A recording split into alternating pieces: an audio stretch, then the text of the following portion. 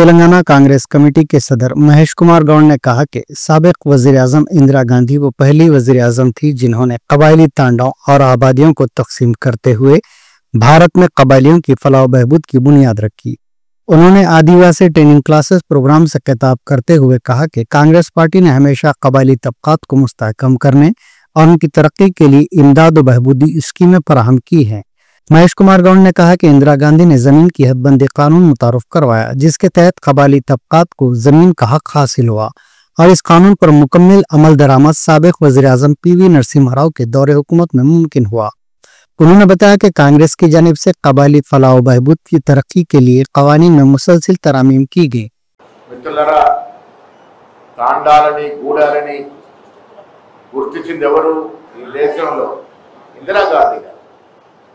శ్రీమతి ఇందిరా గాంధీ గారికి ఈ తెగల పట్ల ఉన్నటువంటి అభిరుచి, ప్రేమ, దానివల్లే తాండాలు గూడాలు కూడా ఎదగాలి,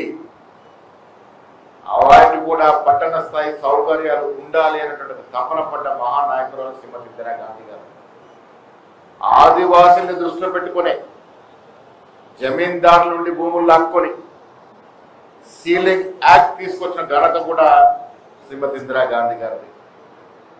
మీకు తెలుసా, దేశంలో ప్రప్రదంగా పరిపూర్ణంగా సీలింగ్ యాక్ట్ ని ప్రవేశపెట్టి పరిపూర్ణం చేసిన ఘనత పివి నరసింహారావు గారు.